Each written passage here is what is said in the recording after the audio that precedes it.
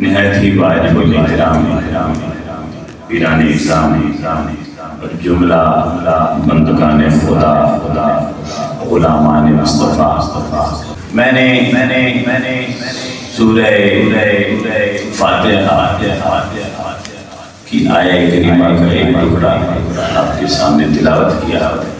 اللہ رب العزت کی بارگاہ میں بندہ عرض کرتا ہے، مولا اہدنا الصراط المستقیم، ہمیں سیدھی راہ دکھا، ہمیں سیدھی راہ دکھا۔ اب بندہ نماز پڑھ رہا ہے، قرآن پڑھ رہا ہے، قرآن کی تلاوت کر رہا ہے، جس کے ایک حرف پر 10 نیکیاں ملتی ہیں، 10 گناہ معاف ہوتے ہیں اور 10 درجے بلند ہوتے ہیں۔ اب جب قرآن پڑھ رہا ہے، اللہ کا ذکر کر رہا ہے، اور بندہ پیدا ہی اللہ کے ذکر کے لیے ہوا ہے اور وہ کر بھی اللہ کا ذکر رہا ہے، پھر بھی کہتا ہے اہدنا الصراط المستقیم۔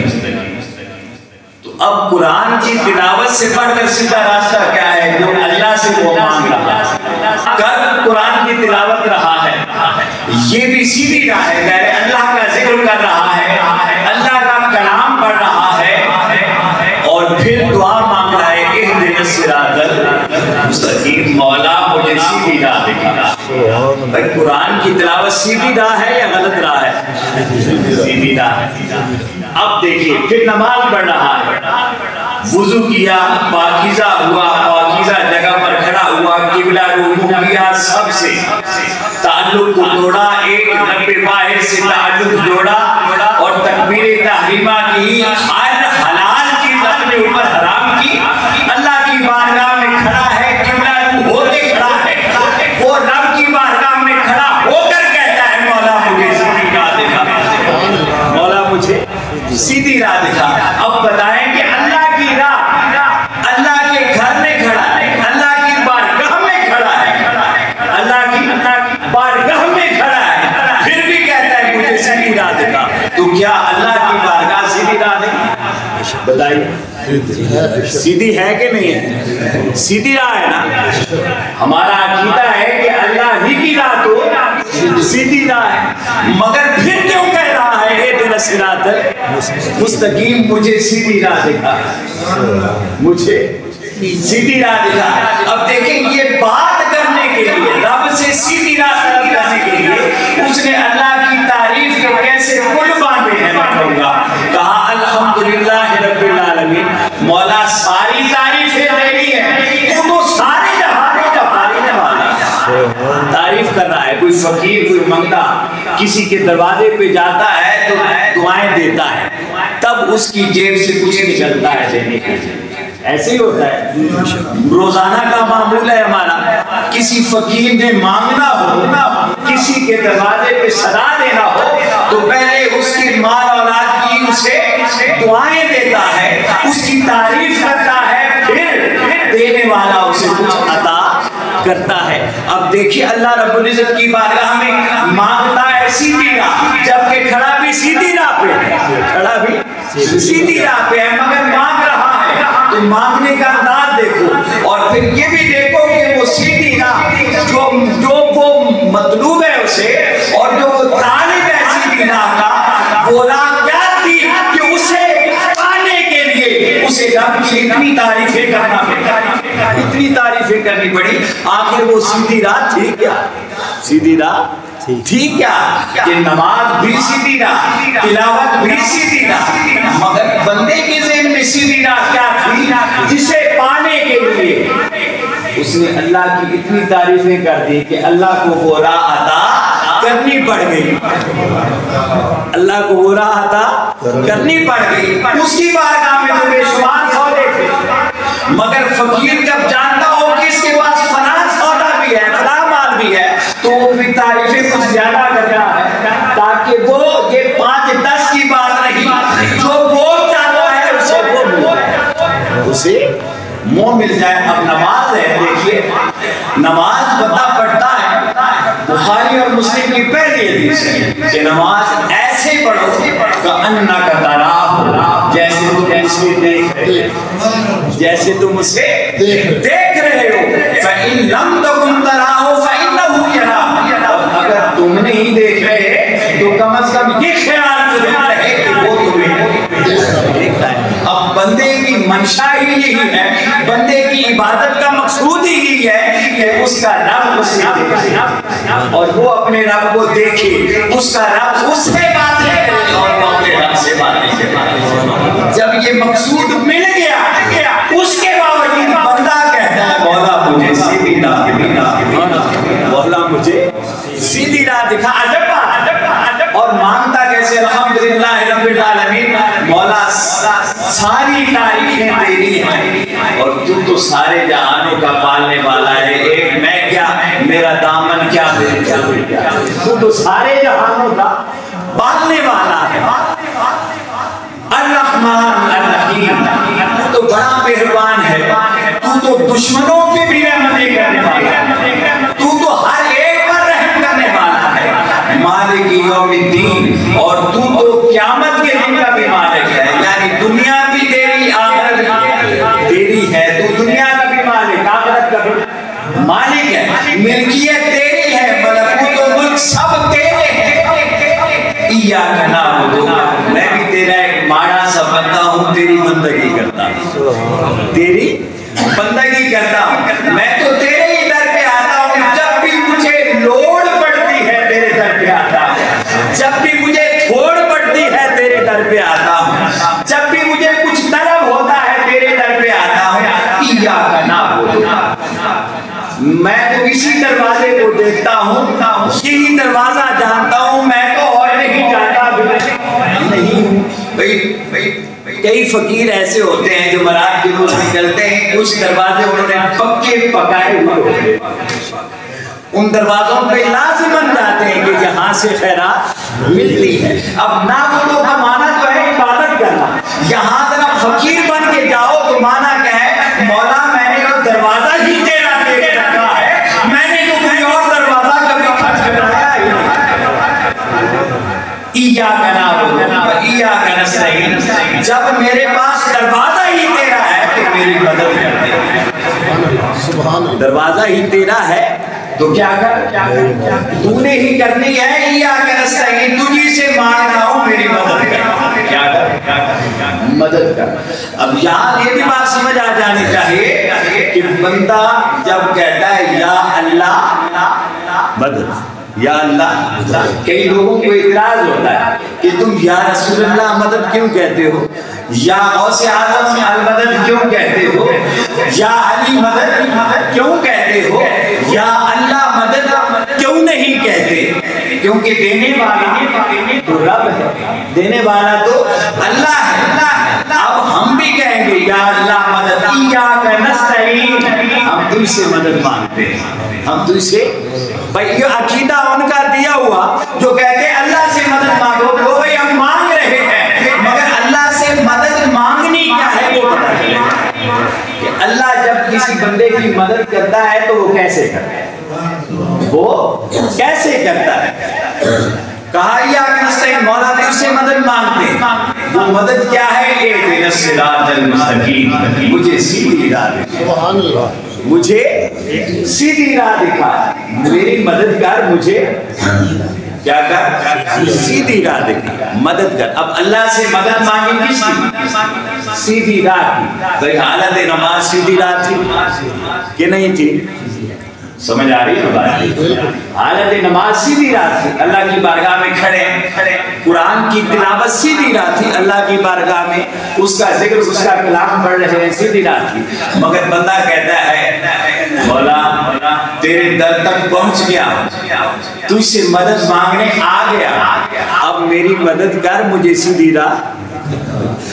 عجیب سی بات ہے، عجیب سی بات ہے، مولا تیرے در پہ آ گیا ہوں، تیری عبادت کرتا ہوں، تجھ سے مانگ رہا ہوں، تجھ سے مدد مانگ رہا ہوں، مجھے سیدھی راہ دکھا۔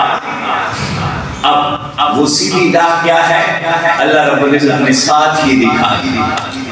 اتنی تعریف و یقین تو اللہ نے بھی ساتھ ہی سیدھی راہ دکھائی، صراط الذین انعمت علیہم، صراط الذین انعمت علیہم، کھڑا بارگاہ خدا پہ اور کہتا ہے مولا میری مدد کر، مجھے سیدھی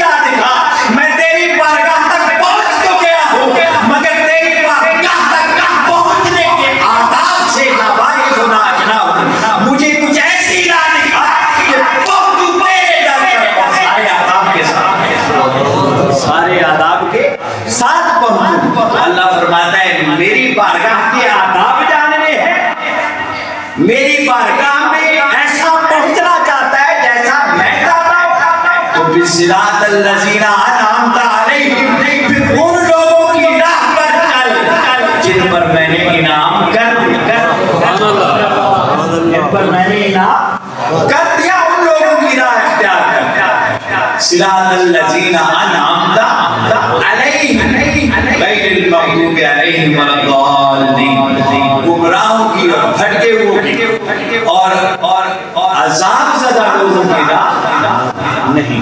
दो रास्ते हुए।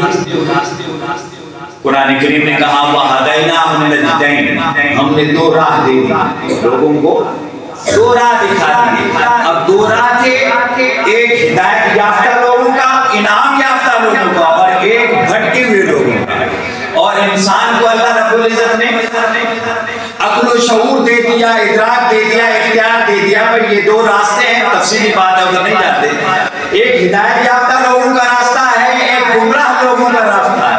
तू किस रास्ते पर जाना चाहता है? तो बंदा कहता है मौला देख, मैं तेरी बंदगी करता हूँ, तेरे ही दर पे पड़ा रहता हूँ, मुझे सीधी राह दिखा। रास्ते तो हैं, मगर इनमें से जो सीधा रास्ता है वो मुझे अता कर। और फिर अल्लाह अता फरमाता है कैसे?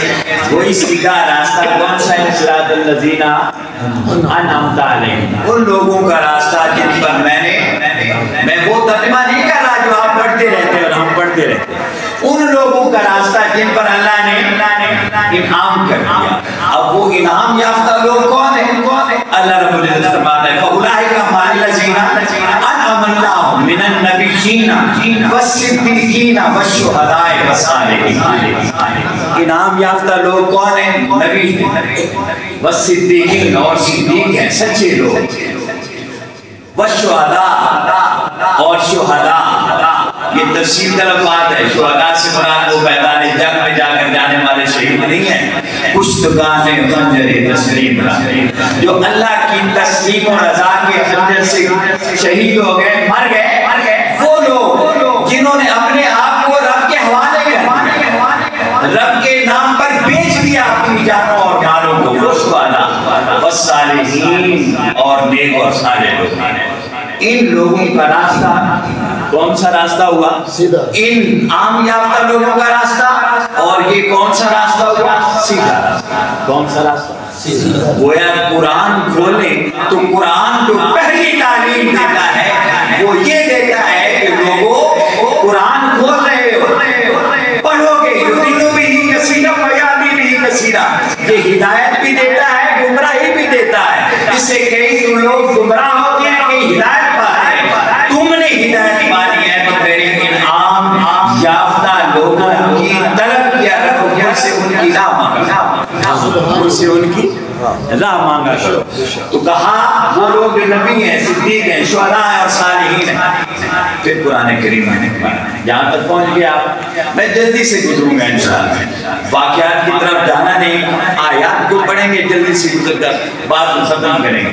आज आना ही काफी होता है, मगर हम आज आने का मकसद जाने, हमारे आने का मकसद क्या है और हम क्यों आते हैं? क्यों आते हैं? ये सिर्फ कुरान है, मैं हदीस को भी नहीं छेड़ूंगा, सिर्फ कुरान के हम आते क्यों? हम आते ऐसी हस्तियों की बारगाह में, इनकी दरगाहों पर हम क्यों आते हैं? ये सबब और ये मकसद समझ आ जाना चाहिए और अकीदा हमारा पक्का हो जाएगा इंशाअल्लाह। पहले भी पक्का है लेकिन मजीद पुख्ता हो जाएगा, क्योंकि हम जो कुछ करते हैं ये सब कुछ कुरान में, सब कुछ कुरान में। ये वाक़यात तो बहुत दूर की बात, उलमाए का किराम वाक़यात सुना देते हैं, बहुत सारे वाक़यात के किरामात सुना देते हैं। मेरा मिजाज ऐसा है कि मैं वाक़यात की तरफ नहीं जाता। मैं कहता हूँ जो चीज़ कुरान की आयत में मिले उसे वाक़यात में ढूंढने की जरूरत क्या है? हदीस में मिले उसे कुरान से मिले, हदीस से मिले उसे आगे किसी बुजुर्ग के वाक़े से और करामात में ढूंढने की जरूरत क्या है? सबसे पहले कुरान है, सबसे पहले कुरान। तो कुरान की जो सबसे बेहतरीन तशरीह है वो कुरान हदीस में मिलती है और वही आस पास होती है। बस ढूंढने की कोशिश करनी चाहिए, बस जुस्तजू की जसारत होनी चाहिए। तो फरमाया कुरान करीम इनाम याफ्ता लोगों का रास्ता, नबियों का, सिद्दीकीन का, शुहदा का और सालिहीन। یہ راستہ ہے. جب یہ راستہ دکھا دیا تو بندے سے کہا, میں بہت ساری آیات چھوڑ رہا ہوں, بندے سے کہا اب آ گیا ہے ان صالحین کی بارگاہ تک پہنچ گیا. جی مولا میں پہنچ گیا, ان نیک اور صالح میرے جو انعام یافتہ لوگ ہیں ان تک پہنچ گیا ہے. ہاں مولا پہنچ گیا ہوں. تو فرمایا فاصبر نفسک, تو پھر یہیں بیٹھا رہے. سبحان اللہ. تو پھر یہیں بیٹھا رہے. فاصبر نفسک مع الذین یدعون ربهم بالغداۃ والعشی, بس اب ان کے ساتھ جڑ جا وہ جو ہر وقت رب سے جڑے رہے. ان کے ساتھ جڑ جا جو ہر وقت کہاں جڑے رہے, رب سے جڑے رہے. یدعون ربهم بالغداۃ والعشی, تو نے ان کے ساتھ جڑنا ہے اور یہ صبح و شام اس سے جڑے رہے. یہ صبح و شام, تو بندہ جب ان سے جڑ جائے جو صبح و شام اس سے جڑے رہتے ہیں, پھر بندہ کس سے جڑ جاتا ہے, رب سے. جب بندہ ان کے وسیلے اور واسطے کے بغیر جڑا تو اللہ نے کہا نہیں مجھ سے سیدھی راہ مانگ, مولا تیری بارگاہ میں کھڑا ہوں. فرمایا کھڑا ہے مگر سیدھی راہ مانگ, مگر سیدھی راہ مانگ. مولا وہ سیدھا طریقہ کون سا ہے تیری بارگاہ میں آنے کا؟ کہا ان کے ساتھ جڑ جو میرے ساتھ, ان کے ساتھ جڑ جو میرے ساتھ جڑے ہیں. مولا پھر یہ کیا کریں گے؟ کہا یہ تجھے پھر مجھ سے جوڑ دیں گے, مجھ سے جوڑ دیں گے. مولا جڑا تو کھڑا ہوں. کہا جڑا تو ہے مگر جڑنے کا ڈھنگ نہیں ہے.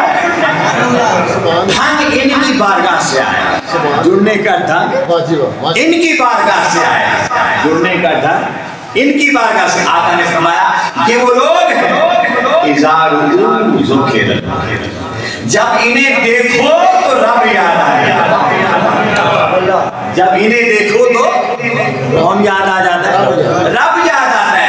ہو سکتا ہے بلے شاہ نے کہا تھا کہ رب رب کر دے بڑھڑے ہو گئے ملا پنڈت سارے, رب دا کھوج برا نہ لبھا سجدے کر کر ہارے. ارے رب تے تیرے اندر بستا وچ قرآن اشارے, بلے شاہ رب اس کو ملتا جڑا پیر تو تن من بارے. بلے شاہ رب اس کو ملتا. یہ بلے شاہ کہہ رہا ہے میں تو نہیں نا, میں نے تو ان کی بات کی ہے اور انہوں نے قرآن کی بات کی, قرآن کی بات کی. یہ اشعار قرآن کی آیات کے معانی ہوتے. کہا بلے شاہ آپ نے دیکھا قرآن پڑھا, آپ نے بندہ خدا کی بارگاہ میں کھڑا ہے, اس کے سامنے کھڑا ہے, تکبیر تحریمہ کر کے کھڑا ہے, مگر کہتا ہے سیدھی راہ دکھا. اللہ کہتا ہے سیدھی راہ پر تو آ گیا ہے. ایسا تو نہیں کہا اس نے. اس نے کہا اچھا میری بارگاہ میں پہنچ کر تو پھر بھی سیدھی راہ پر نہیں, آج آنا ہے سیدھی راہ پر تو میرے انعام یافتہ لوگوں کے ساتھ جڑ جا. مولا وہاں جا کر میں کیا کروں گا؟ آقا نے فرمایا اذا رؤوا ذکر اللہ علیہ, پگلے تو انہیں دیکھے گا تجھے رب یاد آئے گا,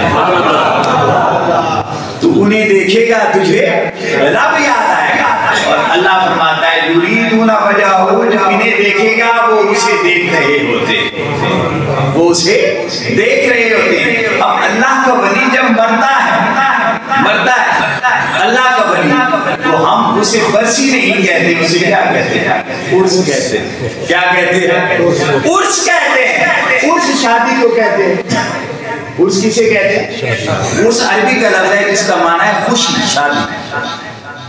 سنا ہوا ہوگا آپ نے, نسبت والے لوگ ہیں. عرس عربی کا لفظ ہے. عروسہ دلہن کو کہتے ہیں, عروس دلہے کو کہتے ہیں, عرس شادی کو کہتے ہیں. کسے کہتے ہیں؟ شادی کو کہتے ہیں.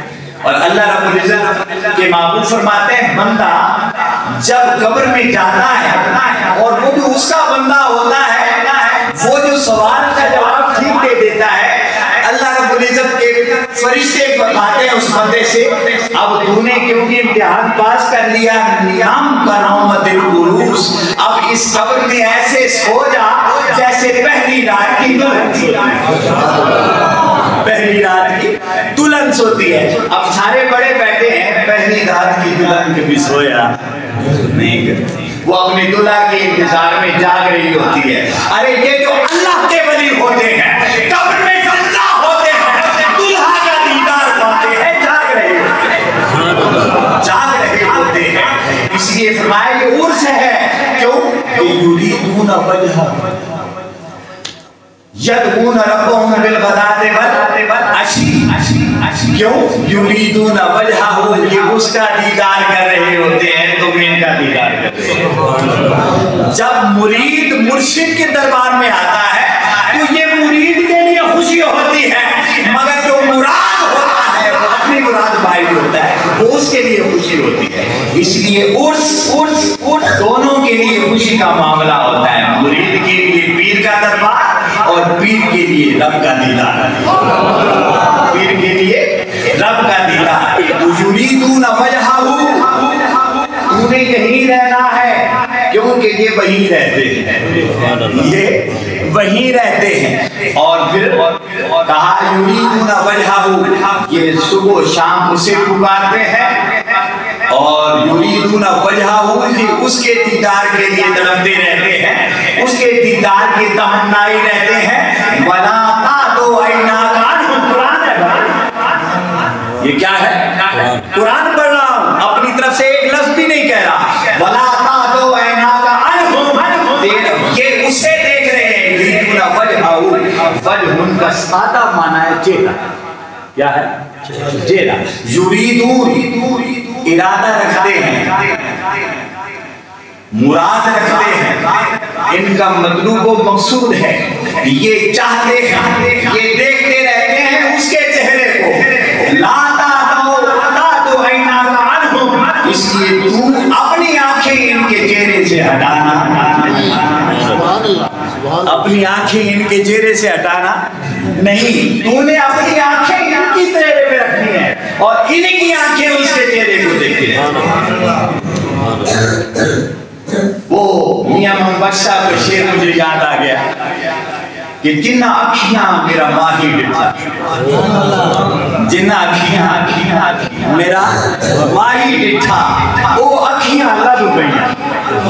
تریدون وجہہ, یریدون وجہہ, ولا تعدو عیناک عنہم, یہ آنکھیں اسے دیکھ رہی ہیں, اس لیے تیری آنکھیں انہیں ان آنکھوں کو دیکھیں. جنہ اکھیاں میرا ماہی ڈٹھا, وہ اکھیاں لب گئیاں.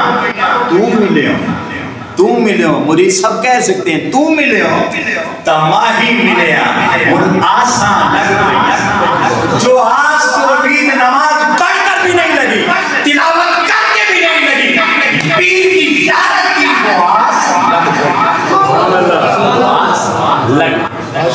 ہم اس لیے آتے, ہم سمجھ آئی آنے کی, ہم اس لیے آتے ہیں. کوئی پوچھے, اب اگر پوچھے آپ سے تو ہمارا ایک معمول ہے, ہم اہل سنت والجماعت جتنے بھی ہیں نا, ہم جب کوئی دین کی بات ہو نا, اس طرح عقائد کی بات ہو, تو کہتے ہیں یار چھوڑو یہ مولویوں کی باتیں ہیں, کیونکہ ہمارے پاس جواب ہوتا نہیں. ہم تو صرف محبت کرنے والے ہیں, دلیل والے, دلیل ہے سب سے بڑی ہمارے پاس, مگر ہمیں پتہ ہی نہیں ہوتا, ہمیں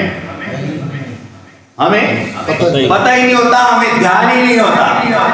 اس لیے ہم کیا کہتے ہیں, یار چھوڑو, آپ کسی بھی مسلک کے آدمی کے پاس بات کریں, وہ آپ کو ہزاروں دلیلیں دے گا, مگر بدقسمتی سے ہمارے مسلک کی کوئی بات ہو تو ہم میں سے اکثر, آپ بہت سارے بیٹھے ہیں, تو 99% میں اگر کہوں گا کہ ٹھیک ہو, کہ ان کا جواب یہ ہوتا ہے, ان کا جواب یہ ہوتا ہے کہ یار چھوڑو یہ مولویوں کی باتیں, کوئی اور بات, کوئی اسی طرح ہوتا ہے. تو ایسا نہیں ہونا چاہیے, یہ بدقسمتی ہے, ایسا نہیں ہونا چاہیے. بھائی ہم جسے مانتے ہیں, اگر غلط عقیدے والا دھڑلے کے ساتھ اپنا غلط عقیدہ بیان کرتا ہے تو صحیح عقیدے والوں کو بھی اپنا صحیح عقیدہ بیان کرنا چاہیے. قرآن کہہ رہا, میں نہیں کہہ رہا, جا کر کوئی بھی ترجمہ پڑھ لینا. کہا وَاصْبِرْ نَفْسَكَ, اپنے آپ کو وہیں ٹکا دے ان کے ساتھ, وَالَّذِينَ يَدْعُونَ رَبَّهُمْ بِالْغَدَاةِ جو ہر وقت اپنے رب کی تمنا میں رہتے ہیں، اس کے پاس رہتے ہیں، اسی کی انتظار میں رہتے ہیں، یریدون وجہہ، یہ اسے دیکھتے رہتے ہیں، لا تعدو عیناک عنہم، انہیں دیکھتا رہا کر، تو انہیں دیکھتا رہا کر۔ اور یہ صرف دیکھنے کا جو فائدہ ہے، جو ثمر ہے، وہ کیا ہے؟ وہ جو صرف دیکھنے کا ثمر ہے وہ کیا ہے؟ میرے آقا نے فرمایا ہم الجلساء لا یشقی جلیسہم، یہ وہ دوست ہیں، یہ وہ سنگتی ہے، ان کی سنگت ایسی سنگت ہے، لا یشقی جلیسہم، ان کے پاس بیٹھ جاؤ بدبخت بھی ہوگے بدبخت بھی ہوگے تو خوش بخت ہو جاؤ گے، پاس بیٹھے رہو۔ اب اللہ کے رسول نے یہ نہیں کہا کہ وہاں نوافل پڑھنا، وہاں چادریں چڑھانا، یہ ہمارے نوافل پڑھیں، یہ سب اضافی کام کرنے چاہیے، مگر رسول خدا نے کچھ بھی نہیں کہا۔ رسول خدا نے آقا نے تو بات ہی ختم کر دی، کہا اِذَا ذُکِرَ اللَّهُ، دیکھو کہ انہیں یاد رب آئے گا، یاد رب آئے گا۔ اب دیکھنا ہے، وہاں بیٹھ کر کچھ بھی نہیں کرنا، کیا کرنا ہے؟ صرف وہ کیا ہے کہ در مرشد دا خانہ کعبہ، در مرشد دا خانہ کعبہ، حج ضروری ہے۔ حج بھائی حج کیا ہوتا ہے؟ اللہ کے گھر دیکھنے جاتے ہو، اللہ کا گھر دیکھنے جاتے ہو، اور ولی کا جو در ہوتا ہے وہ اللہ کا گھر نہیں ہوتا، اللہ کا چہرہ، اللہ کا کیا ہوتا ہے؟ چہرہ ہوتا ہے، گھر نہیں ہوتا۔ یہاں سے مکہ گئے، پتھروں کی دیوار کو دیکھا، مگر دیدار مرشد دیدار خدا ہے، دیوار نہیں، وہ خود ہوتا ہے، وہ بات مشکل نہیں ہوتا، وہ خود ہوتا ہے، وہ خود ہوتا ہے۔ بھائی میں نے تو نہیں کہا، نبی نے کہا دیکھو کہ اس سے یاد ہوا ہے، اور آقا نے فرمایا یذکرون بذکری واذکر بذکرہم، یہ وہ لوگ ہوتے ہیں کہ انہیں یاد کرو، میں یاد آ جاتا ہوں، مجھے یاد کرو، وہ یاد آ جاتا ہے۔ آپس میں تعلق ہی ایسا ہے۔ ہم الجلساء لا یشقی جلیسہم، یہ وہ سنگتی ہے کہ جن کی بارگاہ میں کوئی بھی شخص آ جائے بدبخت نہیں رہتا، اور صرف دیکھنا۔ سورہ کہف میں اصحاب کہف کا پورا واقعہ بیان کیا اللہ رب العزت نے، اور آخر میں ہمیں تعلیم دی کہ یہ بندے دیکھے ہیں، میرا نظام قدرت ہے، سورج مشرق سے نکلتا ہے، مغرب میں غروب ہوتا ہے، مگر یہ بندے دیکھو میرے ساتھ جڑے ہیں، یہ سو گئے ہیں، ان کی خواہش بھی نہ تھی، غار میں سوئے ہیں، 309 سال تک سوئے رہے ہیں، ان کی تمنا آرزو طلب نہ تھی، یہ سوئے ہیں، میرا قانون قدرت ہے، سورج مشرق سے نکلتا ہے، مغرب میں غروب ہوتا ہے، مگر جتنا عرصہ یہ سوئے رہے 309 سال، سورج اپنا راستہ چھوڑ کر جنوب سے شمال میں چلتا رہا، اپنا راستہ چھوڑ کر چلتا رہا، اپنا راستہ چھوڑ کر چلتا رہا ہے۔ ان کو آخر میں جب کہا دیکھ میں نے اپنا نظام شمسی نظام قدرت بدل دیا ہے، تو کیسے بدلا ہے یہ راز پانا ہے، تو وَاصْبِرْ نَفْسَكَ، میرے ان بندوں کے ساتھ جڑ، میرے ان بندوں کے ساتھ جڑ۔ سمجھ آ رہی ہے؟ تھک تو نہیں ہے، میرا یہ راز پانا ہے، راز پانا ہے، تو ان بندوں کے ساتھ جڑ، ان بندوں کے ساتھ جڑے گا۔ تو قرآن کہتا ہے سورہ کہف ہے، کہا جو ان کا کتا ہوگا نجس ہوگا، مگر جب گنتی شمار کروں گا تو اس گنتی میں اس کتے کو بھی ڈال دوں گا، گنتی شمار کروں گا تو وہ کتا بھی ساتھ شامل ہوگا۔ آپ دیکھیں قرآن میں کتنا خوبصورت، وَرَابِعُهُمْ وَخَامِسُ قَلْبُهُمْ وَسَادِسُهُمْ، جب کہا کہ وہ 5 تھے، کہا ان چاروں میں 5واں کتا تھا، وہ 6 تھے، 6 میں 7واں کتا تھا، وہ 7 تھے، 7 میں 8واں کتا تھا، یعنی وہ دیکھیں کتے کو کہیں بھی چھوڑا اپنے ولیوں کا ذکر کیا، ان کی گنتی بتائی، حالانکہ گنتی بھی اللہ رب العزت نے فرمایا یہ لوگ کہہ رہے ہیں رجمم بالغیب، ایسے اٹکل پرچو لگا رہے ہیں، انہیں تو گنتی کی خبر نہیں ہے، مگر وہ کہتے ہیں 4، اللہ کہتا ہے نہیں 5واں ان کا کتا، وہ کہتے ہیں 5، اللہ کہتا ہے نہیں 6واں کتا، وہ 7، اللہ کہتا ہے ہوں گے 7 مگر 8واں ان کا کتا۔ اب دیکھو نا، اللہ اس کتے کو بھی جدا، اور اہل ایمان محبت کے ساتھ، ایمان کے ساتھ، عقیدت کے ساتھ، احترام کے ساتھ اگر اللہ کے ولی کے ساتھ جڑ جاتے ہیں تو اللہ ان گناہگاروں کو بھی پھر چھوڑتا نہیں ہے۔ اس لیے کہا جیسے بھی ہو، میں نے کوئی تم سے نمازیں مانگی ہیں، میں نے کوئی تم سے روزے مانگے ہیں، میں نے کوئی تم سے حج مانگے ہیں، میں نے کوئی تم سے زکاتیں اور خیراتیں مانگی ہیں، میں تو فقط یہ کہتا ہوں وَاصْبِرْ نَفْسَكَ، ارے پگلے بس یہاں آ کر بیٹھ جا، کچھ نہ کر، بس آگے بیٹھ جا۔ ارے بیٹھنا تیرا کام ہے اور بخشنا، کیونکہ وہ بخشے گا کسے؟ آپ کو مجھے نہیں بخشے گا، وہ اپنے یار کی آنکھیں دے۔ ہم پنجابی میں ہمارے یہاں محاورہ ہے کتے اتینا نہیں تینے سائیں نہ، کتے اتینا نہیں تینے سائیں نہ، وہ یہ محاورہ نہیں ہے، میں ابھی قرآن پڑھ رہا ہوں۔ اصحاب کہف کے کتے کو ساتھ گن رہا ہے، گنا ہے کہ نہیں؟ کیوں کتے کو کیوں گر رہا ہے؟ اس لیے کہ کتے ٹینڈا نہیں، ٹینڈیا جن کے ساتھ جڑ گیا ہے مجھے تو ان کا منہ مارتا ہے، تجھے بھی گرنا پڑتا ہے۔ اور اب ان بندوں کے پاس بیٹھ جاؤ۔ وَاصْبِرْ نَفْسَكَ، اس سے پہلے اللہ نے فرمایا، پورا واقعہ بیان کرتے ہوئے کہا وہ جو کتا آ کر بیٹھا تھا، اللہ رب العزت نے بیٹھنے کے انداز بھی بتایا، وَقَلْبُهُمْ بَاسِطٌ ذِرَاعَيْهِ بِالْوَسِيلِ، کتا بیٹھ گیا، اپنی اگلی ٹانگیں بچھا کر بیٹھ گیا۔ اب کتا جیسے بیٹھے، یہ تو مقصود کلام نہ تھا، مقصود کلام تو یہ نہیں ہے، اللہ کے ولیوں کی بات ہو رہی ہے، کتے کا بیٹھنا، تو کتے کا ذکر ہو گیا، چلو ہو گیا، مگر ساتھ ساتھ گن رہا ہے، چلو گن دیا۔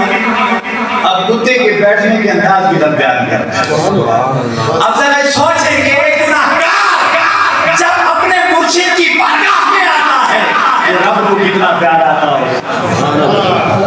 اس کتے پہ پیار آ رہا ہے تو اس بندے پہ پیار نہیں آتا ہوگا جو عقل و شعور رکھتے ہوئے اس کے ولی کی بارگاہ میں بیٹھا ہے اور اس کے حکم سے بیٹھا ہے، اس کے حکم سے۔ کتے کو تو اللہ نے حکم نہیں دیا تھا نا کہ چلا جا سا، کتے کو حکم قرآن میں کہیں نہیں، نہ حدیث میں کہ کتے کو اللہ نے حکم نہ دیا، اور اس کا من کر پڑا تھا، وہ چل پڑا تھا۔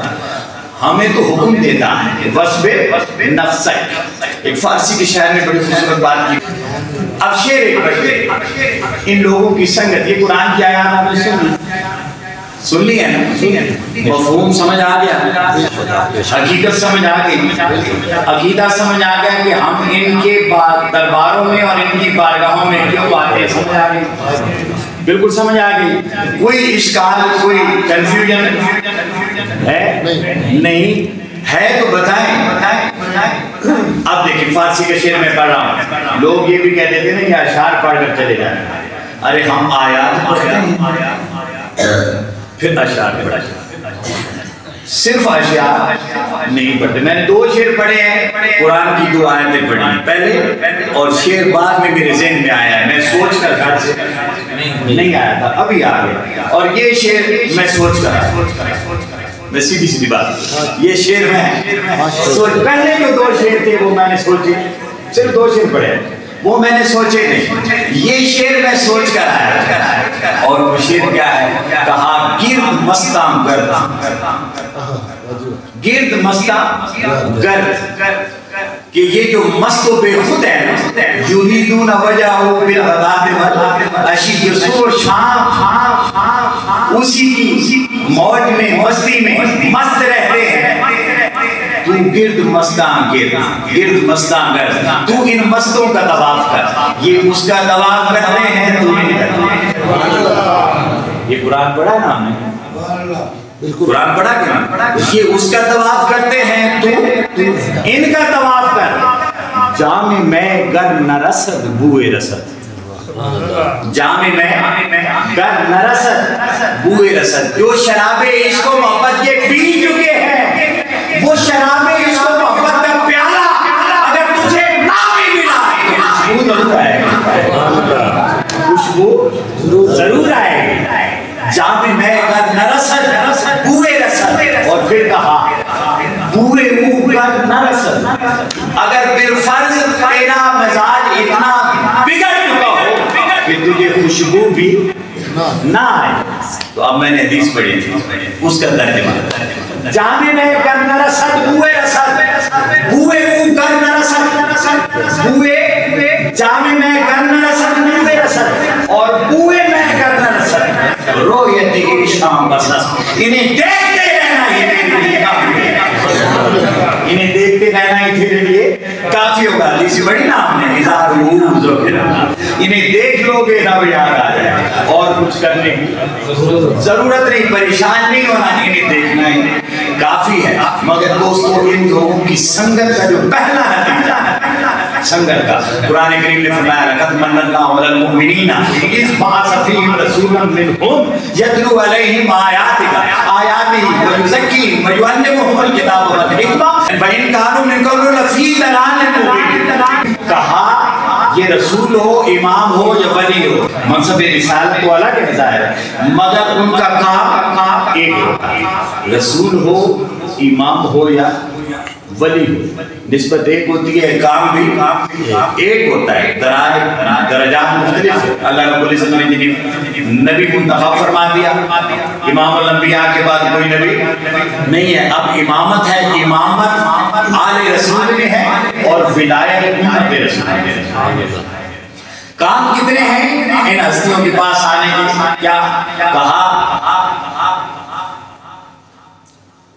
لقد من اللہ علی المؤمنین اذ بعث فیہم رسولا، رسول بھیج دیتا ہے، پیغمبر بھیج دیتا ہے، ایک دائی بھیج دیتا ہے، ایک مصلح بھیج دیتا ہے، اور کرتا ہے یتلو علیہم آیاتہ، وہ اس کی آیتیں سناتا ہے۔ کیا سناتا ہے؟ آیتیں سناتا ہے، اور آیت کا معنی نشانی ہے، یعنی وہ بندے کو اللہ کی نشانی بتاتا ہے، وہ بندے کو اللہ کا ایڈریس اور پتہ بتاتا ہے، وہاں سے بندے کو خدا ملتا وَيُزَكِّيهِمْ، اور وہ انہیں پاک کرتا ہے، ان کے دل کو پاک کرتا ہے، وَيُعَلِّمُهُمُ الْكِتَابَ، اور انہیں کتاب سکھاتا ہے، والحکمہ، اور حکمت سکھاتا ہے۔ تو دوستان زیوکار، ان ہستیوں کے پاس آنے کا مقصد یہ ہے، اور اللہ سے مدد کیوں مانگی ان کے لیے؟ اس لیے کہ اللہ مدد کرتا ہے بندے کی، اسے اپنے بندوں تک پہنچاتا ہے، اور بندے مدد کرتے ہیں اس بندے کی، وہ اسے اللہ تک پہنچاتا ہے۔ اس لیے جب یا اللہ مدد کہے تو تصور یہ رہے کہ مولا نیکہ دے سانگنا، نیکوں کے سنگ لگا دے، اور جب کسی نیک سے مدد مانگے تو کہیں یا رسول اللہ مدد، یا علی مدد کہیں، یا اللہ کے کسی بھی ولی کا نام لے کر پکارے اور اس سے مدد مانگے، تو یہ مدد مانگے کہ اے اللہ کے بندے مجھے بھی رب سے ملا دے، مجھے بھی رب سے ملا دے۔ اب ہماری بدقسمتی یہ ہے کہ ہم جب پیر کے در پر آتے ہیں تو وہاں شادیوں کے لیے، روزگار کے لیے، کاروبار کے لیے، باہر جانے کے لیے، تعویذ لینے کے لیے آتے ہیں، جبکہ ان کا کام یہ ہے، اور ہمارا آنا اس لیے ہو کہ ہم اس سے باہر نہ جائیں، اس پار جائیں، کدھر جائیں؟ اس پار جائیں۔ دوستان زیوکار، اللہ رب العزت ہمارا آپ کا دور و دراز سے آپ آئے، آپ کا آنا، آپ کی عقیدت اپنی بارگاہ میں سے شرف و قبولیت عطا فرمائے، اور جو نیک اور جائز تمنائیں اور خواہشات اور مطالبے آپ اللہ کے ان صالحین سے لینے کے لیے آئیں، اللہ رب العزت آپ کی وہ منہ مانگی مرادیں نیک اور جائز ہونی چاہیے وہ پوری فرمائے، اور دنیا و آخرت کی آپ کو بھلائیاں نصیب فرمائے۔ اور یہ ڈیرے اللہ رب العزت کی یاد کے ڈیرے، اللہ رب العزت کی ذکر کی خوشبو کے ڈیرے سدا آباد رہے۔